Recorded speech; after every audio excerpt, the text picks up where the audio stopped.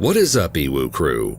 Today we are taking a look at cases with unexpected and surprising twists. Some of these cases are so unbelievable that you just may think they are from a movie script rather than real life, but each and every one of them is 100% true. Our first case is shocking and complicated, with more twists than you will ever see coming. This is not your typical story of murder. It is more than just one tragedy, but many wrapped up together in an almost unbelievable way. As a teenager, Sharon Marshall appeared to have the whole world open to her. She was reportedly a lieutenant colonel in the ROTC and one of the best and brightest students in her class, an undeniably intelligent young woman with a kind heart to match.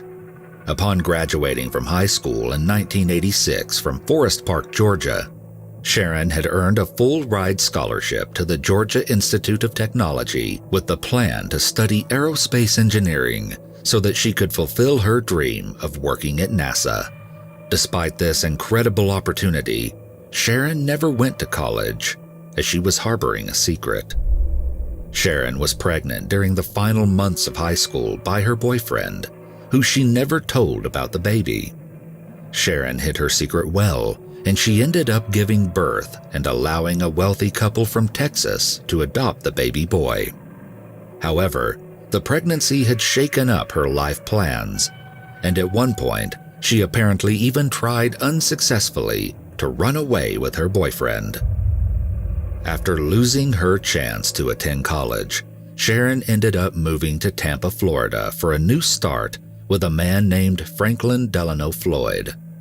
Despite having moved with Frank, Sharon started to date another man, and she was soon pregnant for a second time. She once again never told the baby's father about the pregnancy. This time, however, she chose to keep the child and raise it with Frank. Sharon gave birth to her son Michael Gregory Marshall in 1988. Frank and Sharon had a complicated relationship. It wasn't quite clear if it was romantic or not, but the two lived together and both provided for Sharon's son Michael. Frank worked as a painter, but he frequently suffered from a bad back, and so he was rarely able to actually work. Because of this, Sharon became an exotic dancer to provide for them, but they also began to rely on welfare checks to survive. Her co-workers thought of Sharon as kind and friendly, but she was especially close to an 18-year-old co-worker named Cheryl Camesso. Despite the women's friendship, Frank and Cheryl were known to have frequent disagreements, though there were reports that the two of them may have been involved in a brief relationship. On a weekend in 1989, Frank, Sharon, and Cheryl went on a boating trip together, where a fight broke out between Cheryl and Frank. Following the argument, Cheryl allegedly reported Sharon to social services for misrepresenting her true income as an exotic dancer. Sharon had been hiding some of the money she made to still get checks from the government, but Cheryl's call meant that Sharon no longer qualified for welfare aid. Enraged by Cheryl's actions, Frank went to the club where Sharon and Cheryl both worked and confronted her just outside the business. Witnesses reported that Frank actually punched Cheryl in the face during the altercation. Shortly after, Cheryl left her father's house to travel to stay with a friend, but when she never called her dad to tell him that she had arrived safely, he reported her missing. Her abandoned Corvette was discovered at the airport, and an investigation ensued to find the missing woman. Both Frank and Sharon were seen as persons of interest, but for years, no evidence ever arose to connect them to Cheryl's disappearance. The two quickly packed up and left the area, which only increased suspicion, especially since they started using different names as they traveled. Frank and Sharon ended up getting married in 1989, and Frank claimed it was to give Sharon's son his family name to belong to, though the couple frequently went by different aliases. They ended up in Tulsa, Oklahoma, where Sharon was once again working as an exotic dancer. Sharon easily made friends everywhere the couple went, but no one seemed to like Frank, as he was aggressive and unpleasant. Reportedly, Frank once again got into a fight with another dancer Sharon worked with, and when the woman yelled that Sharon should leave him, he responded, "If she ever left me, I'd kill the..." Little did Frank know, Sharon was making plans to leave him for a man she had met at the club where she worked. Allegedly, Sharon would have left Frank earlier, but she was afraid of what he would do to her, or her son Michael. Before she was ever able to leave, though, Sharon was the victim of a sudden accident. She was found unconscious by a highway, and it appeared as though she had been the victim of a hit and run. Frank claimed that he was asleep at the time of the accident. Though rushed to the hospital, Sharon never regained consciousness. Her friends from the club would come to visit her where she recovered, and many claimed that she was getting better, but Frank soon banned them from seeing her without explanation.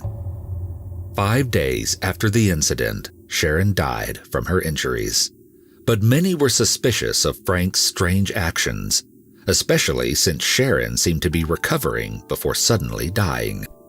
The doctor was also suspicious, and based off of old bruises he noticed on her body, he classified her death as a homicide, and even said that the head injury that killed Sharon may not have been caused by a vehicle.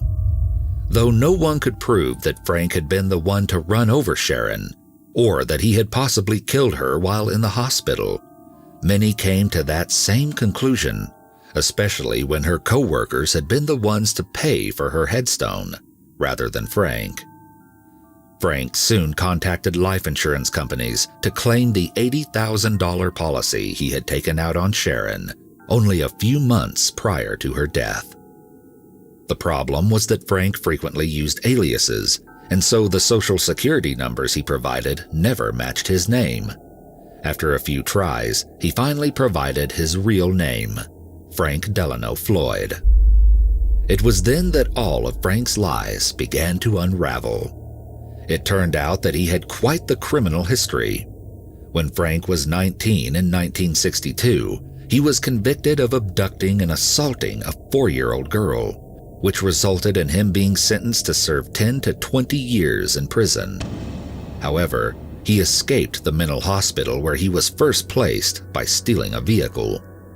Frank's shocking story was only beginning, as the day after his escape, he robbed a bank and was subsequently captured again. In 1972, Frank was released, but almost immediately he tried to abduct a woman from a gas station and was once again arrested. This time, however, he paid his bail but skipped his court date. A federal warrant was issued for his arrest, but he quickly vanished and began using fake names while on the run. That is, until he finally had to give his real full name to the life insurance company. Frank attempted to flee from authorities, but he was soon captured in Georgia and placed in prison to finish his sentence. For the friends of Sharon, they felt that Frank's arrest was a way to serve justice to her untimely death. During this time, Frank had reportedly given Michael to social services before he went on the run, and Michael was soon put into the foster care system, where he was placed with a loving family. However, everyone was shocked by the little boy's behavior, as he appeared to be nonverbal and would only scream and moan to communicate. Frank insisted he was Michael's father, and so the child was frequently brought to visit him while incarcerated. When Michael showed hesitance to visit Frank, a DNA test was eventually performed. Even though Frank initially resisted, it was discovered that despite what Frank said, Michael was not his biological child, and so the visits were stopped. But this shocking story doesn't end here, and it was far from over. When Frank was finally released from prison in September of 1994, after serving 4 years, he started stalking Michael and his foster parents in Oklahoma.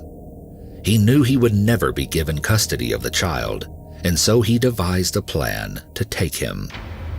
On September 12, 1994, Frank showed up at Michael's elementary school and demanded to see the principal, James Davis.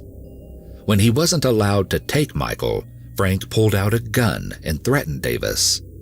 Michael was finally collected, all without alerting anyone at the school, and Frank forced the principal under gunpoint to take the two of them to an area a few miles from the school grounds. There, Frank tied Davis to a tree, leaving him unharmed, and fled with Michael in Davis's truck. When the abduction was finally known, a frantic search began, but it would take 2 long months for anything to be discovered.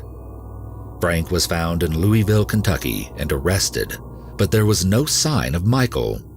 Even after extensive searches, there was no trace of what had happened to the little boy, and Frank refused to tell anyone.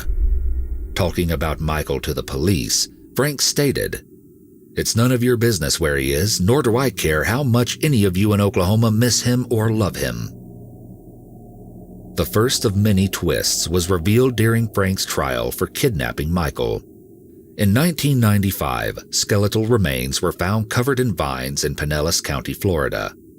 The remains weren't immediately identified, but an investigation determined that the victim had died from a beating and 2 gunshot wounds to the head.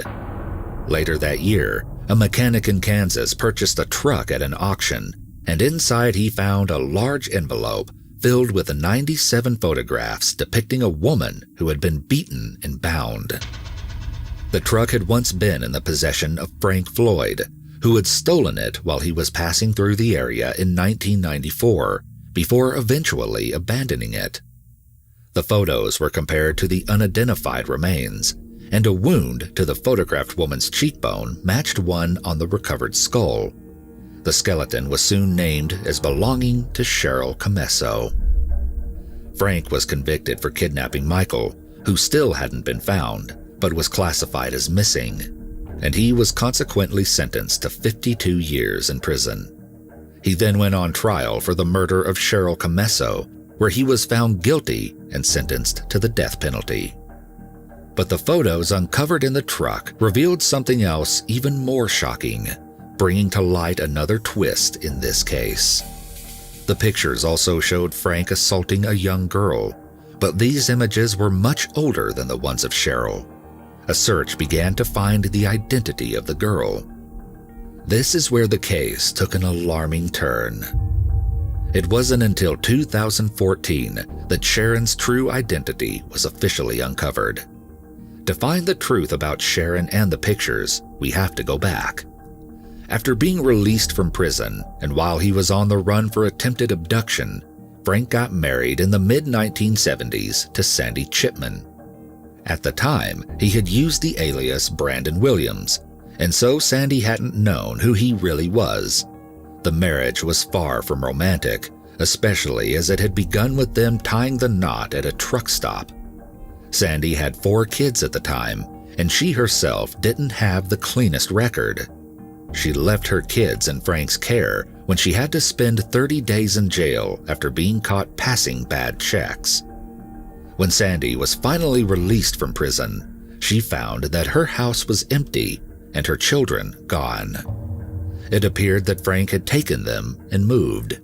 It took Sandy years to figure out where her children had ended up, but she eventually found 2 of her daughters, Allison and Amy, living with a social services group. Despite this, Sandy couldn't locate her oldest daughter, Suzanne, or her son, Philip. Her son was eventually found when, as a grown man, Philip came forward and had a DNA test to reveal that they were related. Frank had put him up for adoption, but what happened to Sandy's oldest daughter is even more shocking. Sharon Marshall's real name was Suzanne Marie Savarkis, and she was the daughter of Sandy Chipman.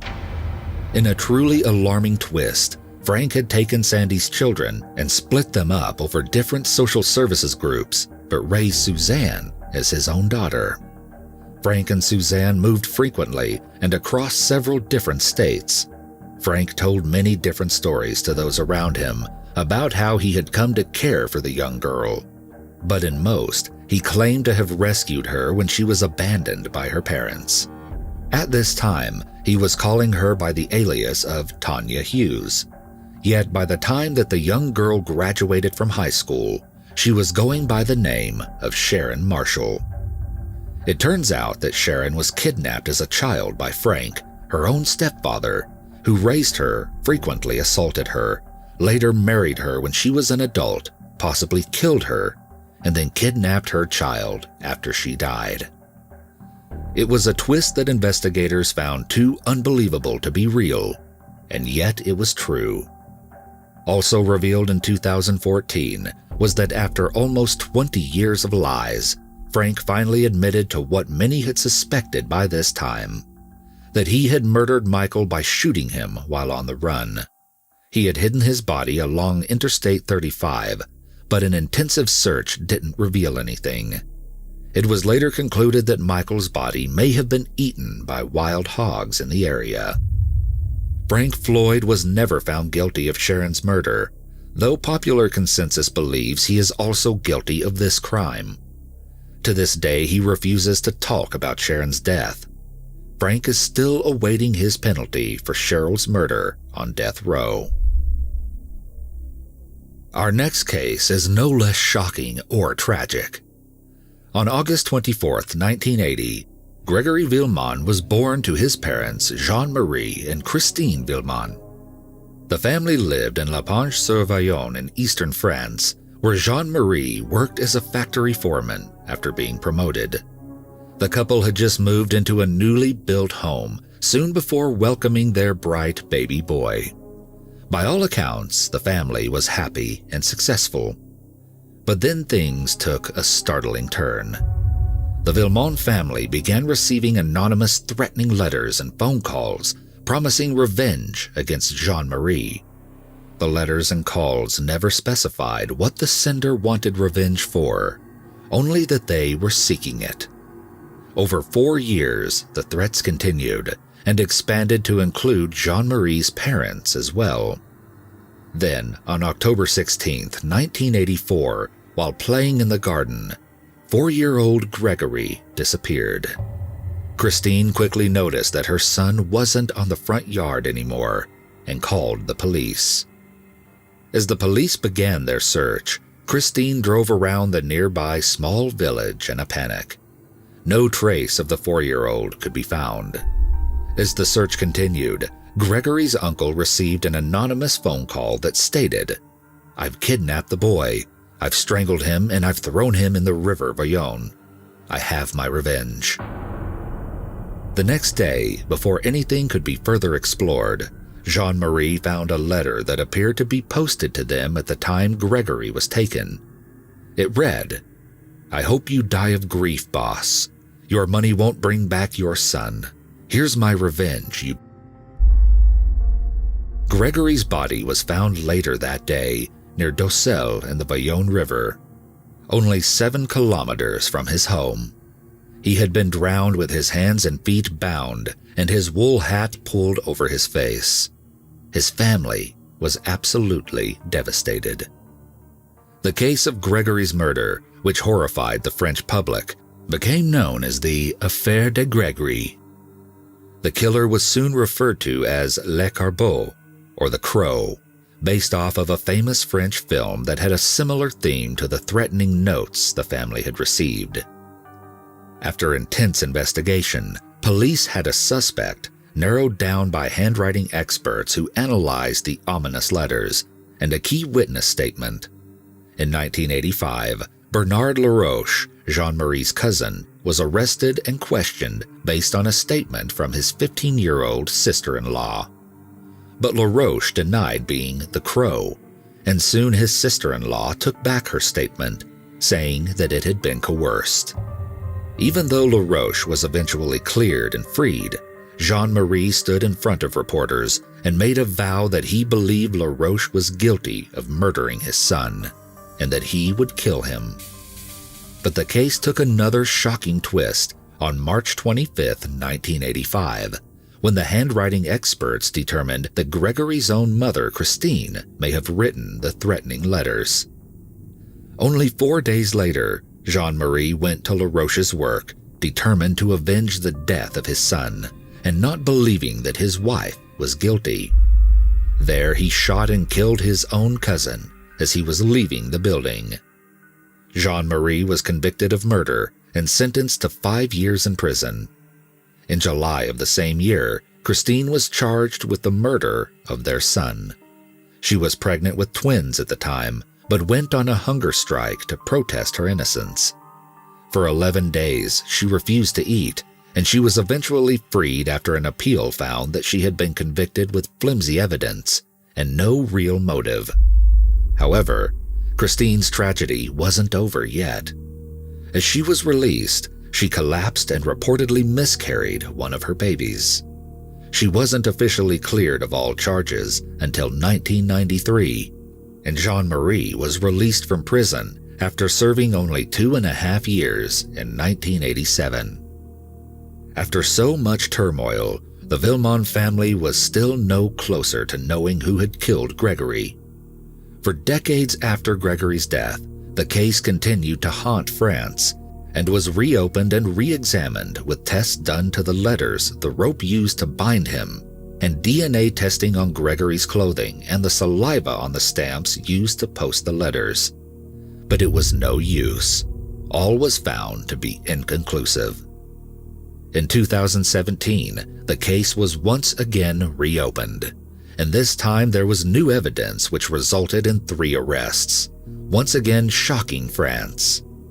Gregory's great-aunt, great-uncle, and his aunt were taken in for questioning, along with others, including more family members. The aunt was eventually released, but the great-aunt and great-uncle refused to speak to police at all. None were convicted.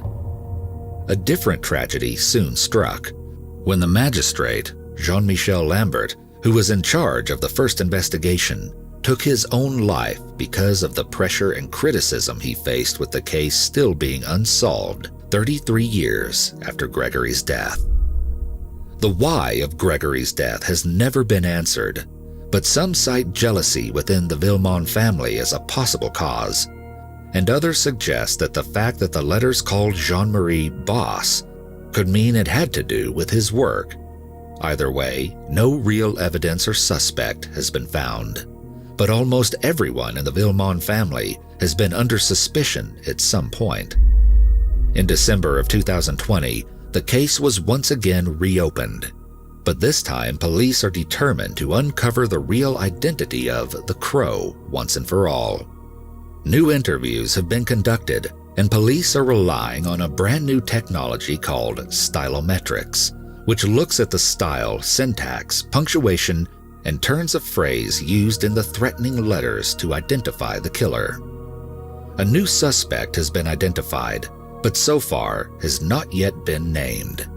It appears that the murder of Gregory Villemont may soon be solved. Our next case is not a normal missing persons case and has a twist that seems too surprising to possibly be true, and yet it is. Nicholas Barclay was born December 31st, 1980, as the youngest to 2 older siblings.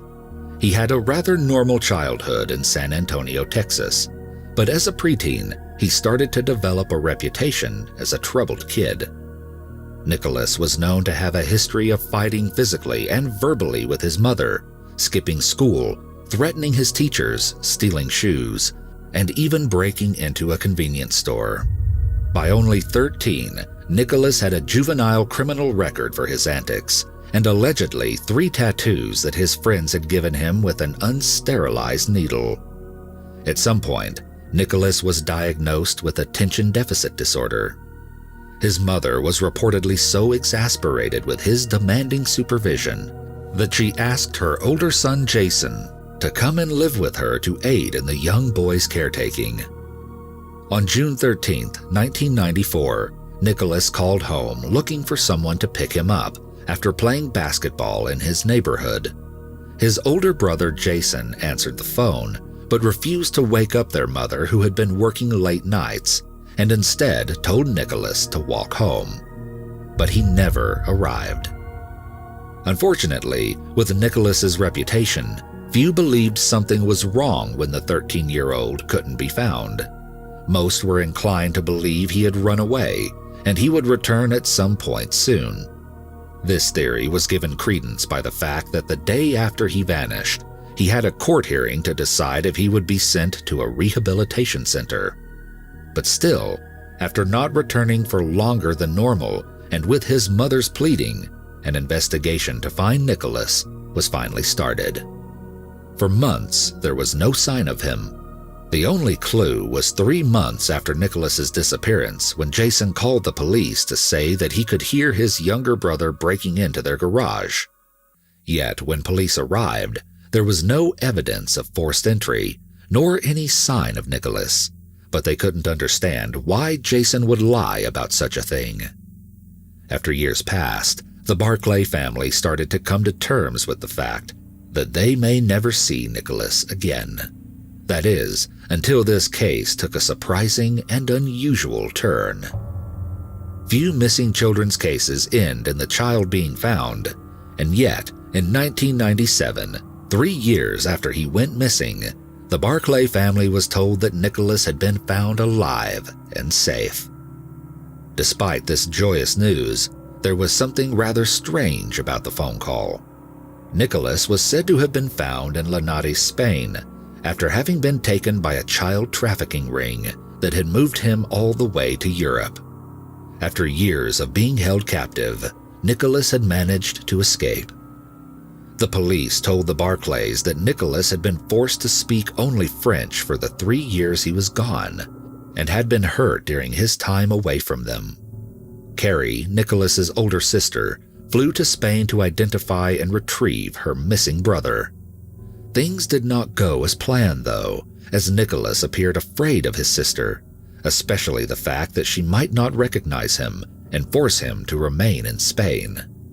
When he finally allowed Carrie to come and see him, he kept a baseball hat and sunglasses on, yet Carrie said that she knew he was her brother. The two spent some time together to get reacquainted, as Nicholas claimed that he had very little recollection of his life before being taken, as his mind had blocked it out as an emotional response. When Carrie showed him family photos, Nicholas appeared to remember certain things and people, such as asking her if Grandpa was still in. Before he was allowed to return home with Carrie, though, Nicholas had to pass a test where the police showed him family photos that Carrie hadn't gone over with him, and he had to correctly identify the people in them. Nicholas only made one small mistake, and so he was allowed to return home to Texas with Carrie.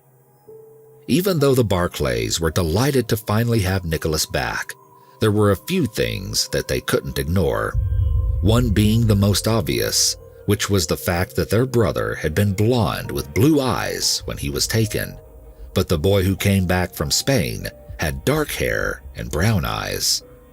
Nicholas had an extraordinary explanation for his change in appearance. He said that to keep his identity a secret, the people who had taken him had performed experiments to change his hair and eye color so that no one would recognize him as Nicholas. He also spoke with a heavy French accent, but this was explained away with his story of being forced to only speak French for the 3 years. The family was so relieved to finally have Nicholas home that they actively ignored some of the things authorities raised concerns about, and even told investigators to close the case. A film crew heard about the amazing story and asked to follow the Barclays around to document how Nicholas was adjusting to returning to his family. They agreed, and that was when everything started to fall apart. A local private detective was working with the crew and became increasingly suspicious of the French-speaking, dark-haired Nicholas. He began his own investigation and took a picture of Nicholas's ears to compare to earlier photos. He found that they didn't match, and as ears don't age or change, he took his concerns to the authorities. By February of 1998, after Nicholas was back living with the Barclays for 5 months, the FBI became involved when they obtained a court order to investigate. When Nicholas's fingerprints and DNA were taken, it was determined that the man the Barclays believed to be their Nicholas was actually a 23-year-old Frenchman named Frédéric Pierre Bourdon. Frédéric was a notorious con artist with over 500 different identities and the nickname the Chameleon. Despite this shocking revelation, the Barclays refused to believe that Frédéric wasn't Nicholas. Even when in court, Frédéric admitted to being an imposter and pleaded guilty to passport fraud and perjury. He was imprisoned for 6 years. Questions swirled around this revelation. Where was the real Nicholas? How had the Barclays been fooled? And why did Frédéric do it? Though this case is utterly shocking, the imposter is not the only twist. Investigators were concerned by the Barclays' behavior during the entire incident and their willful acceptance of Frédéric. Frédéric himself later waded into the controversy, saying that even he couldn't believe that the Barclays accepted him so easily, rousing even more suspicion of the family. Frédéric even claimed that the Barclays knew he wasn't Nicholas, but that they had all pretended and played along with his scheme, and he couldn't understand why. He reported that when he met Carrie, she had fed him knowledge about the family, telling him who everyone was and what to remember. She had allegedly helped him pass the police's test before being allowed to go to the U.S. Frédéric also said that Jason had never accepted him, nor pretended to. In fact, all he had said to Frédéric upon meeting him was, "Good luck." The phone call Jason had made 3 months after Nicholas disappeared suddenly became a clue, as police said that those types of calls aren't unusual when someone has been murdered, as the murderer often attempts to make it seem like the victim may still be alive after killing them. And this is exactly what the private investigator and Frédéric believe happened. He believes that the family accepted him so willingly because they had killed Nicholas, or Jason had, and were more than happy to cover it up by claiming he was the real Nicholas. Before Jason could be investigated, he died from a drug overdose. It is reported that he had long been battling a cocaine addiction. No other evidence appeared, and the case went cold. Frédéric finished his jail sentence and went on continuing to steal identities across Europe. Nicholas has still never been found, but his story has inspired the popular Netflix documentary, The Imposter.